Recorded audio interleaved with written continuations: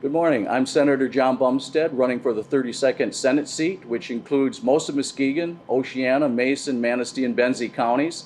I was a building contractor for many, many years in the Newaygo area. I was a volunteer fireman for 30 years. A family, married, have 3 kids, 4 grandkids, and I'm looking to run for the 32nd Senate seat, and excited to do that. And I think that's it. That's perfect. I'm excited.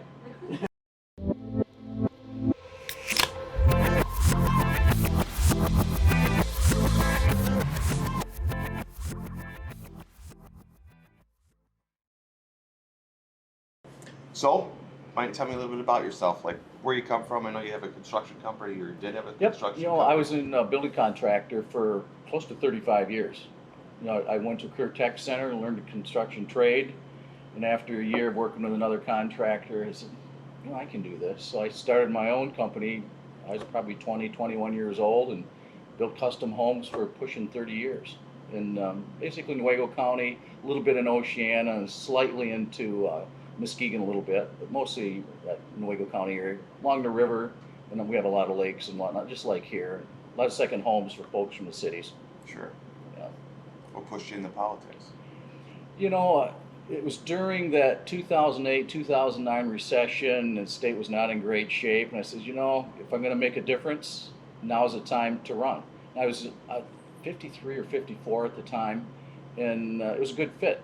And it was time to run. Either I'm going to help or just complain about it. And I said, let's actually step up and try to do something with, in construction too, with overregulation at the state level. And it was just not a good time in Michigan, and we went in 2010-11 basically when Governor Snyder came in, and we had a lot of hard decisions to make to get this state up and running. And when going to unemployment's at 14.9% when we took office, and after a few short years it goes down to 3.8, 3.9. It made a difference, but it took a lot of hard decisions to do that.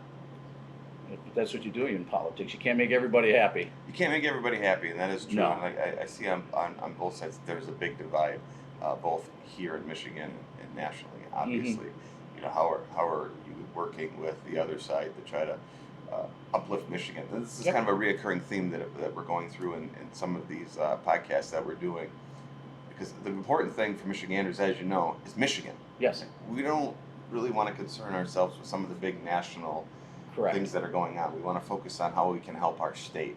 Help our state and help West Michigan. Right. We're different. Michigan is so large. Each corner of the state is different. Along our lake shore, we want clean water. We want jobs for people. We want a clean environment. And we've been able to pass legislation working across the aisle with the governor and the governor's office and the Democrats in the Senate. Like Senate Bill 565 is at $4.7 billion. We call it the Bumstead Water Quality Bill, and it was actually my legislation, and it brings a lot of money to the locals for water cleanup, for lead line replacements and those types of things. And that was working across party lines to do that. And that's what you have to do if you want to get good legislation passed. Now, how do you see yourself going forward with this next term? Same thing. We specialize, our office, we have really good staff. I mean, that's so important in Lansing. If you don't have good staff, you're just kind of always catching up. And I'm going to brag a little bit, but the staff that we've had and trained over the years is probably the best in Lansing. And they do a really good job doing the constituent work. And to me, that's priority number one. If people call your office, we don't ask if you're Republican or Democrat. We just ask Senator Bumstead's office, how we help. And that's really important. If it's unemployment through the COVID issues the last few years, or we do a lot of liquor license issues. When businesses sell, there's usually a hang up at the state level with the bureaucrats that hold those up. And as a business owner, the quicker you can start turning a dollar, the quicker you can keep your doors open. And the state sometimes is not very helpful. So we help. We kind of specialize in helping people through the process and try to get some of those bureaucratic departments out of the way. But we've also made it a point in our office over the years to work hand in hand. If it's either Governor Snyder or Governor Whitmer, they appoint the directors of each department. I've always made a priority in our office, try to find out who they are, make them your friends so you can work together across the aisle. Because if you can't do that, at the end of the day, you're not going to help your constituents at all. But it's very important you know who they are, work together, and you see a lot of offices badmouth different departments, and that's not a good way to do business. No, it's not. And if I call, I've chaired the DEQ and DNR budgets all through the House and through the Senate.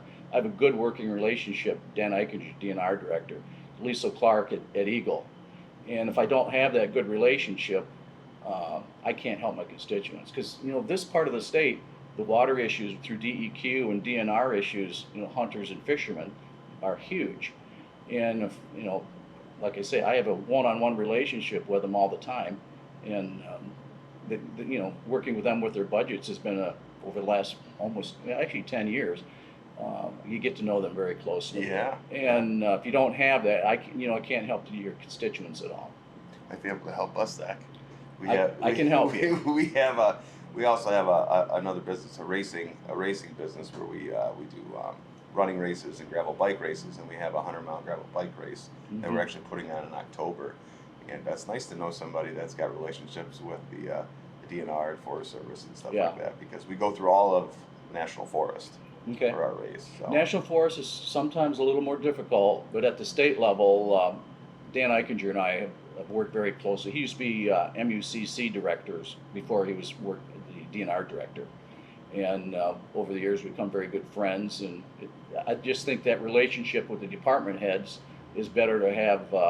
At least you can talk to each other. Yeah. You don't have to agree all the time, but if you have a civil conversation, it makes it a lot easier for working with liquor control. If somebody in the area has a problem with liquor control, we can help those people out. But you can if you badmouth them all the time. No, you can't do that. No, I tell you, relate it to one day you swear at mom and dad, and when you're 9 years old, and the next day you want an allowance raise. It's the same thing in politics. You can't do that. Right. And I think at the end of the day, people are tired of that. You can disagree on some policy things occasionally, but at the end of the day, you need to work, across the aisle to get things done. It's nauseating. I think they're tired of it on both sides. Mm-hmm. I mean, I'd like to think that they're tired of it on both sides. It's political season, and I don't watch normal TV or anything like that, so I really have no idea what's going on. I just try to be positive, and our office works like that. We want to be positive, work hard for everybody. Like I said earlier, we don't ask who we are when you call the office. We just, what's the problem? How can we help? That's wonderful. What are some of the hot button topics that you want to try to tackle? For us along the lake shore, it's of course workforce. However we can get people trained for local jobs, and I really like local control at the school level, K-12 level. The superintendents appreciate I've always supported our local schools, and they know how to do their job better than we do at the state level. And like I said, each part of the state is different, and I think the way we need to educate, leave that up to the locals to decide, not so much at the state level. So job force development's important. Like I said earlier, the clean water issues are huge, and I encourage you to look at Senate Bill 565. Actually, I was going to bring you in a copy. We'll make sure you get a copy of that, and how that can really change West Michigan and how we address our water issues. And that's important to me. I sit on the Muskegon River watershed, so those issues are important to me. I don't know if you knew it or not, but I'm a big hunter and fisherman as well. I used to be the president of the Michigan chapter of Safari Club International. So that was one of the reasons I ran for office, is I was either going to move up in that organization or how I can help the sportsmen and outdoor enthusiasts at the state level. So it's really been a good fit for me, chairing the DNR budget and the DEQ budget. Are there a lot of issues with that, with hunting and fishing? No, it's just making sure you get people there that support the DNR, to work together with the DNR. Like this past budget cycle, we put $30 million into our fish hatcheries. Our fish hatcheries have been in decline for many years, and $30 million will bring those upgrades. They're going to put in a lot of solar power there. They want to restructure the runs and stuff. They're concrete now, and what it does, the fish rub their bellies on it, so you get a poorer quality fish on release. So they want to fix all those and get a better quality fish, so they can start doing better quality and more of them. And it's huge to our economy. This year, it sounds like they want to increase the salmon and coho plantings, and you know how that's going to benefit Sure. Manistee, for Oh, instance, 100%. and all the fisheries along the lakeshore. So clean water, outdoor recreation is huge for our area. And I've been a really big proponent too with state park funding, local park funding, because that's what we have. You know, we're agriculture and tourism, and if we let those things go, pretty soon you're just playing constant catch up. So in this year's budget, the DNR budget, there's a lot of money in there for upgrades to state parks, local parks, our fish hatcheries, and those types of things, which benefit all of us. Benefit all of us. They're great for the economy. You know, I'm a big outdoor recreation guy. Mhm. Everybody in my circle are big outdoor recreation Yep. people. That's why we love living up here. Yep. That's why we love living where other people vacation. So And you want clean water. we want clean water. We Yep. want access to all those things. So Right. that's really awesome. Yeah. Let's bookend this with one final question. Why should I vote for you? Why should anybody who's watching this little interview Mhm. vote for you? You know, a lot of good years of experience, a lot of good years of hiring good staff. They're not my staff, they're our staff. They work for us. And we've been able to assemble a really good team over the years. We've been able to work across the aisle to get important legislation passed, like Senate Bill 565, which benefits everybody. But it's really about the experience, and kind of from construction, you take it on to politics, you know how to get things done. It's like building a house. You have to assemble a good crew, you have to hire good subcontractors.